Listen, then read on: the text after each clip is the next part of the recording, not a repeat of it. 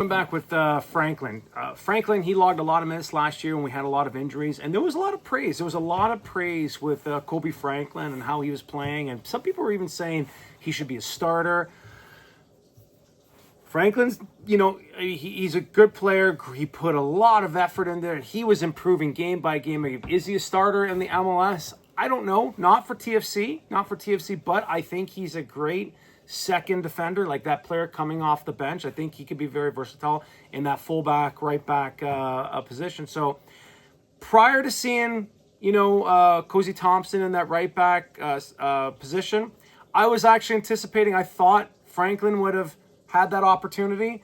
I'm hoping we can see Franklin next game. He deserves a chance, especially with the injuries we've had at right back. So I haven't seen many mistakes with Franklin lately, but we also haven't seen him play much. So I'd like to see him play because I'm sorry, Cozy, way too many mistakes that's costing us, almost costing us games. Yeah, I mean Franklin shows like when he comes into the game, he's a game changer. Like he's not proven, but when he comes out of the game, he's running, he's yelling, he's telling people what to do. Like he's trying his best to earn that spot.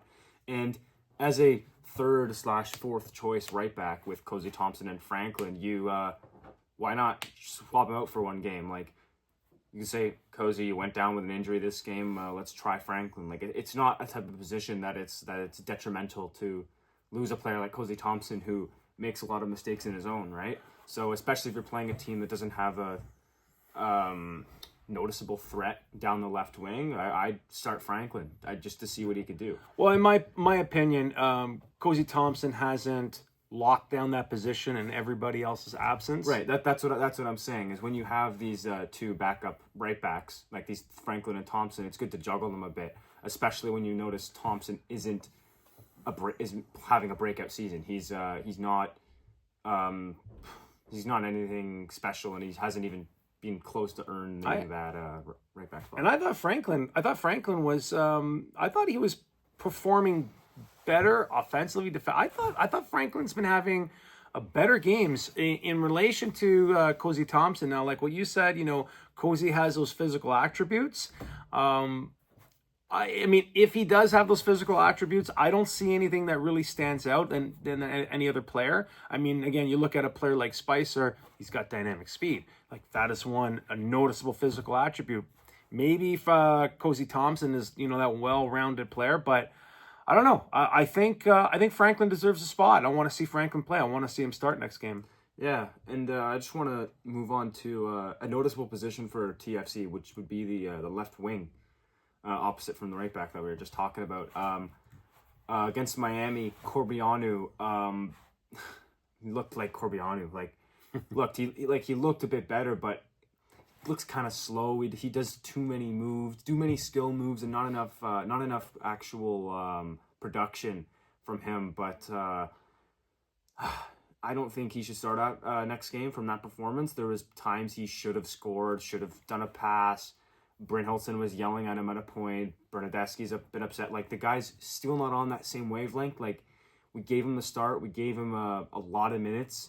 And he still has a lot of time to... needs a lot of time to improve. But with Spicer being out, assuming he can't play on the weekend, I wouldn't start Etienne either. I'd start Dominguez in that spot. I think I'd rather see... Dominguez in there, and then Insigne, Osorio, and Flores as well. And you could see a switch between Dominguez and Insigne in the game, since both of them, I would argue, are pretty free roam players. So you can leave that left wing spot open and use more two dynamic attacking midfielders to fill in that left wing role, which Insigne is comfortable in. Yeah, Corbianu looked a little lost out there. Maybe he looked lost because maybe he wasn't getting support from Petretta. Maybe he wasn't getting enough support from Insigne or the other midfielders. It just seemed like he was out on his own there. But I have noticed that, you look to the opposite side of that being Bernadeschi. That's Bernadeschi, and he always looks like he's on an island by himself. Mind you, he puts himself on that island most of the time, right? And he tries to use his skill to make something out of it. But I don't know. I think with the Corbianu, I agree with you 100%. He has some skills, but nothing right now. Nothing's wowing us. Like nothing is. We're not seeing it. Yes, he came inside the 18, let a cracker right off the crossbar. Yeah, I get that. And it was a great opportunity, but He can improve. he Sure, definitely he's improved. showing some good moments, but nothing there is earning him a starting spot. Like him and Cozy Thompson on opposite sides of the field, they both showed that they don't earn that starting spot, and they deserve to be rotated with other players that can try to fill that role. Etienne also didn't earn that starting spot against Vancouver. Like he had all right to start this game, but again, rotating him and Corbianu because he didn't have a good enough game against Vancouver to deserve the start and to be a true starter. Whereas Spicer, if he's healthy, Fraser will pick him 100%. There's a lot of guys that have earned their role, and guys who haven't deserve to be experimented with. Yeah, I just think with like what I said with Corbiano being like on an island out there all by himself. I think it's also indicative to how the team doesn't have the confidence or right now the ability to develop that play in the attacking third, right? I'm not seeing them attack with numbers right now. So yeah. Well, I mean, again, building off the Miami game, we got some chances against Miami, and if we were more comfortable and had those chances after X amount of games where we have had better performances, I think we would have capitalized on a lot more. But once we get into those situations, we need to know what to do. I think we're creating the situations well. I think we're getting decent numbers up, but some players just aren't in the right spots to make that goal happen. Like Brent Hilton just missed a header early on. Bernadeschi just missed the end of a cross. Corbianu hit a pass into the striker. Brent Hilton, I feel, was left out of this game. There was a lot of times where he made a lot of runs and he just wasn't getting found like he should. But he's always going to be there, and he is making those runs, and he's determined to get that ball and score. So it's a matter of how we get him that ball that will start scoring. And I think TFC is going to do that when they review game tape. They're going to review, so just with analytics and all the game review, I think they're going to go over all those runs, all those inside runs, all those outside runs, backdoor runs, overlaps, all the runs that he was making.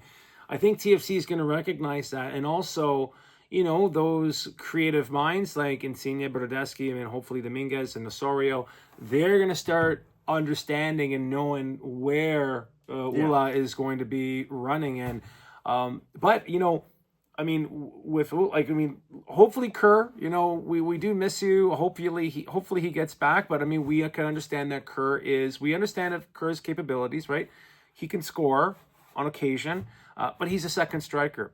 But when we look at last year, and I was thinking about this yesterday, you look at last year and all the chances Prince had and all the chances Kerr had in the few games that we've seen Bryn Hilson.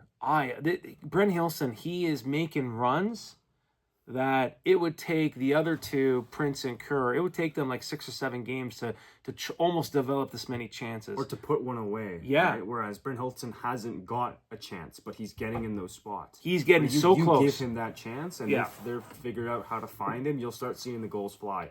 Right. What I think is, obviously we've seen Kerr score 2 goals this season is because he's been with this team, like with the core of this team for many years now. So he knows where to be. He's in the right spot to just put that header away, like he's done those 2 times. Whereas Brent Hilton is still trying to figure out himself, and everybody else is still trying to figure out where's the best spot to play that ball. Yeah, I know it's early on, and I know it's early on with Brent Hilton, but I'm a believer. I'm a believer in this in our number 9. I think he's gonna do great things.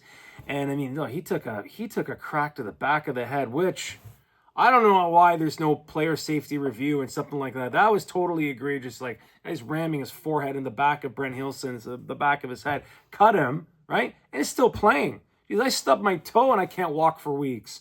And he's cracking his head. He's bleeding, and he's out there right away. And then he took another shot to the back of the head.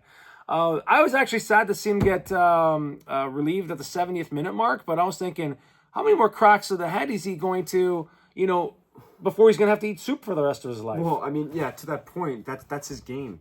And the commentators made a good point. I know you don't really like him that much, but he plays a very physical game. You've seen him. He backs into players. He bumps them, and he he gives them the business, and players gave it back. Like defenders, when the striker's doing that to you, you're going to give it back. So Brent Hilton's taken a lot of hits. Well, you get what you get, right? So if he's a physical player, he's going to have to endure these physical battles. But obviously, yes, taking him out at 70 minutes, I was 100%. That's a good choice. That was a good choice. He took a few knocks, and we had some players that you can throw in. So it was a smart play, but we know he can persevere through these games, especially that he's been taking all these knocks. And I don't think he wanted to come off. You did see he didn't look very happy when he came off. But you know what? That was a good acknowledgement by Fraser and the coaching staff. To get him out there or get him off the pitch before you lose him for another game. That was great. There is another topic I wanted to talk about, and it's looking at our players through the lens of disappointment. Right, looking at our players through the lens of disappointment. You got to ask yourself when Bernadeschi essentially had that open net inside he was almost 10 yards away. He had that open and he duffed it wide. And you just look at yourself and I know every single one of you were saying, "Oh my God, you're making all this money and you missed that and you missed that." Well, you know how refreshing it was to see Suarez do that exact same thing on the other end, right? But it's Suarez. Oh my God, he never misses. You know what? Players miss. Okay, they miss chances. Shit happens. I mean, look at what Bernadeschi had to do to score that goal. I mean, he had to turn 3 players inside out to score that goal. I mean, players shouldn't have to be doing that. But ultimately, what I wanted to say was, let's look at the positives of our player. Let's look how this team is building. Let's look at this progression. Did he miss an open net? Absolutely. Did Corbiano hit a post? Unfortunately, right? But you know what? Suarez did the exact same thing, right? So great players can miss the net, and it's not the end of the world. I mean, kind of like a contrapoint is, if you're a Miami fan, you expect Suarez to score that. Yep. Suarez should have scored that. You're paying him the money, and he should have scored that. He's also proven that he should score it with his performance. Bernadeschi missing that, it's unlucky. We had a lot of chances that we should have put away from multiple players, but he did score a goal. So I don't know. He scored one, he missed one, but imagine if that was Insigne that missed that goal, completely just missed the net from 10 yards out where he could have slotted in the corner. Well, you'd see that everywhere. Mm-hmm. With the narrative of everyone hating Insigne, you'd see that everywhere. But since it's Bernadeschi and he scored a nice goal, it's kind of shoved under the radar. Yeah. But I mean, look, like you said, good players they miss chances. But I mean, again, like I said, I feel like most of that is due to the deer in headlights. Like we don't get many opportunities like that. Well, there's one thing. There was a comment that I made during the game. And coaching staff have told players in the past, especially TFC players, and you want your star players to be selfish. And I'll say this first. Hear me out. The star players, when you're number 9, right? You're in that 18. Your focus should be getting that ball on target, on net, every single time. So they want you to be a little bit selfish in the attacking third. Okay, that's sort of the mandate of all killers, all strikers in that 18, in that attacking third. But what I have noticed, and we all know Bernadeschi, God bless him, he's a little bit more selfish than I'd like to see. Like he was always cracking, and players know he's going to shoot, so they lock him down 3v1. And he's always, he's taking these beautiful shots, but they're bouncing off 6 legs, and then, and then the ball goes the other way. So that's one of the unfortunate parts. But in the past, when we've seen Insigne play, right, he'd cut in, try his tira-gira, whether he had the opportunity to do it or not. He was always trying to crack it. But what I noticed in the last few games was he's not trying to do, he's actually being very selfless with the ball. He's really trying to move the ball and get more players involved. He's trying to be a little bit more creative where, as much as we want to see him score, he's not trying to score right now. He's really trying to open up the play and feed players. And I'm really liking this game for his. And he's drawing the players in, and he makes that quick pass out. It's a completely different Insigne than we've been seeing. Yes. I don't know if you can compare like games from last season to this season or even the season before that with Insigne, but he does, like, I don't know. It almost looks kind of frustrating at times when you say, just take that ball, just drive and take that shot. Whereas you've again, I remember against Cincinnati when we lost 4-3 at home last season, he had this beautiful long distance strike. It just hit the crossbar to tie the game 4-4 near the end. It was like, oh my God. But now he's going to miss that shot, and he's not even looking to take that shot. But yeah, he's playing a completely different player this season. And is that worth more? Is that worth the 5 or the 15 million? No. Is he doing that to maybe reserve his injuries and not be as how would I say that, as aggressive and intense with the ball? Maybe that helps him from injuries, right? Because he's played 270 minutes out of 270 minutes that he's been available for this season. So maybe he's adapted to this style, and Fraser's saying, or even his agent or whoever is saying, he's going to have to play more of a not defensive, but not as an intensive a game. And he looks like that. He doesn't look as intense, and he looks a little bit slower. But like Messi, Insigne is always going to want the ball. Watching Miami play, every single time they develop the attack, they're always trying to find Messi. Every single play they try to find Messi, always cut back to Messi. Every single play is going to Messi, no matter what. They find him the ball. And there's many times we're even just building out of the back, Insigne wants the ball. And when they don't give it to him and it goes out, he's like, where's my ball? I need this ball, and I'm gonna develop this play because that's the player I'm gonna be and I'm turning into. So I feel like as much as it may not look good because he's not being very intense or scoring goals with the ball, I think we need to get him on the ball more to then advance the play and make those significant passes, like you've said, into our actual productive players like Bernadeschi, Brynhildsen, or who's ever on that left wing, right? I think we need to get him on the ball more. Give him the ball. And another thing, and hopefully by now people have understood how Insigne plays. So if you look at Insigne and Bernadeschi, two players playing the opposite sides of each other, and they play two completely different games. You give the ball to Bernadeschi, and he's going to run it all the way down. He's going to do the Lone Ranger run, and he's going to be out there on an island on his own. But watch how Insigne plays. The second the ball touches his foot, it's off his foot. Boom, gone, and he moves, right? And that's where his frustration is. That's where he gets the ball, boom, right? Usually, they say work and play in a triangle. As soon as you get the ball, you should already have two options, and hopefully you don't have to give it back to the person that, just drew in that pressure. So hopefully you have two additional options. But, sometimes you have to give it back to that player who just gave you the ball. But as soon as boom, it's gone. And then he advances, right? And he's waiting for that next ticky-tacky pass. Boom, it's gone. So he likes to develop the play, slow up the pitch. And that's where I see his frustration. That's where I see we need more skilled players in the middle, more players that can ticky-tack. And you see it when Bernadeschi, when he's getting bored on the right-hand side, when he comes over on the left-hand side, ticky-tacky, boom, boom, boom. Just the two of them. That's just two players. Just imagine if we can see Dominguez now, hopefully, get involved with that.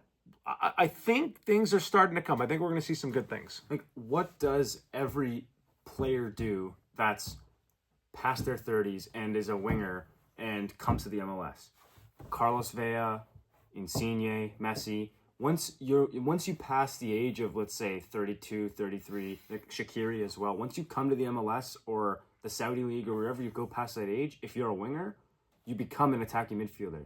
Because if you go play wing and you're going to bomb like you used to, you don't have the legs, you're older now, you're going to get injured.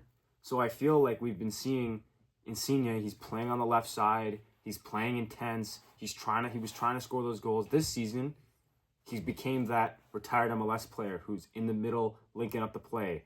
Like, again, Carlos Vela, Shaqiri, Messi, those types of players. Although Messi's different, obviously, but for the most part, he's became more of a free roam type player that links the ball. But we need get him on the ball. He wants that ball, and even if he's making $15 million, who cares?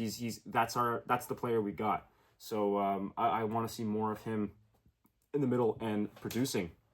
But again, we need to see more from other players too, stepping up. So like you said, Dominguez, I feel I'm excited to see what he can bring, and hopefully he can bring more to the offense that has been lacking, but I'm still not entirely sure where he'll fit into the system. Mm-hmm. Good point. Oh, good point. Do you see Kevin Long starting next game? That's a good question. I don't think so. Really? I don't know. I don't know how do you sit Rosted after what he's been after the performance he put in against Miami. Gomis 100% should play. Petretta, Gomis for sure. Besides any injuries, I mean, Long is objectively a better player for TFC than Rosted, but Rosted has looked good in this back four. But I mean, obviously, I like Long. I'd like to see him play, but until Rosted really like screws up, I don't know how he deserves to get switched out by Long. Yeah, I think Long, in my opinion, overall I think he's much better than Rosted. But Rosted in the last few games, he hasn't lost his position, so it's a good point, right? I mean, Yeah, he hasn't lost it. yeah, he hasn't lost the position. I mean, but do you just by virtue do you put Rosted in there? I don't know, and that's not something you don't center backs. You don't Right. change out at the 70th minute mark just to get minutes. You either start the game or you don't start or you don't play at all. Like that's the way center back should be. You cannot put a center back. Center backs have to feel the vibe of the game, have to feel that pressure and understand when to move, when to advance, when to press, right? You don't, without an injury, you don't change your center backs just to give them, unless you're up 5 goals and then sure, put on anyone you want, right? For the, just to give you some minutes. Now, did you want to talk about this? Yeah, sure. So I'm gonna say we got a question, and you're gonna say it. Yeah. So fan question. Yeah, we got a. No, you can read it. All right. Yeah. All right. So fan question. I'm going to read it out. So this is the question from AT Grief 0032. So is Jason Hernandez the right guy to lead us into the 2026? So this 2025 season is a wash and is done. But next year is a critical year where TFC cannot afford to make mistakes on contracts. Otherwise, the fan base is going to hit its limits and really think the hardcore fans will even start to leave this club. Yeah, I'm just gonna start by saying I don't care who it is, where it's Jason Hernandez or somebody else. If MLSE feels that they need to bring in a new general manager to improve this team, then do so. But it's the decisions that need to be made. What will improve this team? New DP signings. We're currently rocking the 2 DP model. I would prefer the 3 DP model without Insigne. So we have the chance to buy out Insigne and sign 2 new DPs in wherever position you want and improve this team. But as for players' contracts, every signing we've made this year under Hernandez has been a 1-year loan with option to buy. So out of those players, we need to select who we want to keep and who we no longer need. And on top of that, we do have expiring contracts at the end of this year. I'm not too sure exactly who they are and if they're able to re-sign, but we have a lot of shit to sort out before next year. Well, an interesting one is Insigne's contract. I mean, regardless how we do this year and regardless, if he becomes flawless this year, he's only signed till the summer of 2026. Right. So that's half of next season. Yeah. So unless we fulfill our contract and we don't get anyone, which the fan base is not going to be happy with, or we say we sign a European player who's going to not European player, but we sign a player that's going to arrive upon Insigne's departure in the summer, or do we just buy him out at the end of this year? At the end of this year, it's half a year's contract. It would be like $7.5 million to buy him out at the end of this year and start 2026 on the right foot with new designated player signings. That would be the only way I see to bring the fans back, because other than that, I feel a lot of fans have already lost interest in the club. But for those hardcore fans, next season is a real big test, and it's not just, oh, can you make the signings? It's results. So we need results. I mean, after this Miami game, I feel like this question is a little bit outdated, because 2025 season, sure, you could call it a wash, but I still feel like we have potential to improve. That doesn't mean we're going to make playoffs, but But again, like I said, is what does improving do if we're still playing guys like Insigne and guys on 1-year loans and guys whose contracts are expiring? What's the long-term plan? What's the ethos, Jason Hernandez? So do we need a new complete change of management to figure that out? Maybe. But something needs to happen. One or the other needs to be fixed to go into 2026. Yeah, I mean, it's a good question. I mean, so, are we going to be complacent with making the playoffs and getting knocked out the first round? Are we going to be a mediocre team? Well, at least we made the playoffs. I mean, anything short of winning the championship is a failure of a season. And anyone who thinks otherwise is completely wrong. You play this game to win championships. So when you play this game and you fall short of anything but a championship, that is a failure of the season. Period. There's no building. There's no, maybe next year. The results this is a results-based industry. So if you're not winning championships, you really have to look strong and hard at one, upper management. Are they giving Hernandez autonomy to bring in those players, right? Are we going to sign these big contracts again? I don't think we're going to do that, right? We're not going to see a signing, like at least under this management, we're not going to see a big signing like that.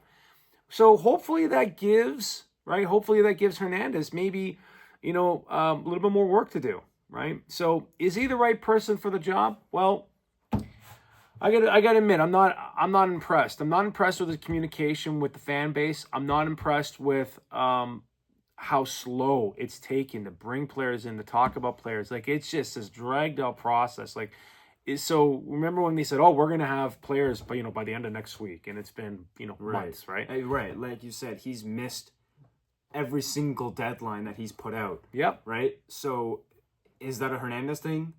100%. So that's something that you cannot say is not his fault, because when he says by the end of this week we'll have contracts done, and it's then the next Wednesday that you hear about it, or about a player signing, and you don't hear about it until after he said he will. And then when you sign players after the Spain preseason, and they're only here on a 1-year loan, and then they're not even performing well, and then you got guys that are aging, guys' contracts are running out, the fans are upset, and you're not getting any results.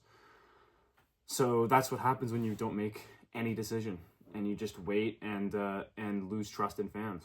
I remember a few years ago, we were bringing in, like in the summer, we brought in, I forget their names, there were two Spanish midfielders. Benazet and Gallardo? Yes, those two. See, he's French and this Mexican guy, or something. Sorry, French and Spanish. This guy, he knows it all, right? Exactly. So we brought in those players. They were highly talented, highly sought after players. We brought them in on loan at a discount. Benazet, I think he played better, and Gallardo didn't really pan out, right? But there was an option, right? So there was an option to bring in, and we were still we were challenging for the. I mean, that was one of our better years. 2018, maybe. I don't know, but we had a high payroll. We had 3 high-paid designated players. Everyone else were veteran players. Everyone was making max salary with respect to their position. Right. So we had a team there, and we signed a couple guys on loan to fill in some gaps. And then the next season we would make a rebuild, right? With signing I forget who, but we had a DP change at the end of the year with Benazet and Gallardo. So maybe that's what TFC are doing. Maybe their plan is get guys on loan. By the end of next year, we're going to have 2 new DPs, because we've seen it in the past with those signings, because every single signing has been a loan signing. So are we just signing these guys on loan to then make a big decision next year? That has to be the case, or else it's over. The club's finished. Well, Brent Hilson, he stays. Corbiano, questionable. And then our other is Monlouis on loan? Monlouis loan. Keep Monlouis on loan. Dominguez, well, we haven't seen him yet, so hopefully he pans out. So is this a great idea, getting players on loan prior to? It's a great idea if they know what they're doing for the end of next season. But if they were doing that, if they're planning to do that by the end of next season, why didn't they do it at the beginning of this season? Was it because Insigne was too expensive to buy out? Potentially. And they think they can still get another year out of him and get some loan guys? Maybe. But if it's not made by the end of next season with 2 new DPs, then there's a huge problem. No, I mean, this is a question for the fan base, right? And this is what I've always thought. I mean, if you can get players on loan, in my opinion, I don't know if this is true or not, but you get players on loan, you get those players that are, in those second division teams that are not getting enough minutes or they're on the bench of great teams. I mean, get him over here, get him on loan, get him some minutes, right? Maybe with an option to buy, right? I mean, I would imagine TFC should be leveraging this loan scenario to their advantage to bring in more players at a discount, right? Why not? I mean, especially, and you heard me say this many times, right? Center backs. Don't sign center backs. It's like a leased vehicle. Just put them on loan. Well, I'm pretty sure we're going to be signing Dominguez no matter what, because I'm pretty sure we're paying his entire salary. Okay, good point. Well, so who knows, right? I mean, is Hernandez utilizing the loan to his ability? Possibly, but I mean, we're not anywhere close to the summer transfer window. But he's taking his sweet time, and your deadline's up by the end of this season. Coming into 2026, that's the cut. Yeah. Well, let's see what he does in the summer, right? Let's see what Hernandez does in the summer. You never know. And I guess that's going to be our benchmark for what or if Hernandez is going to be our leader into 2026.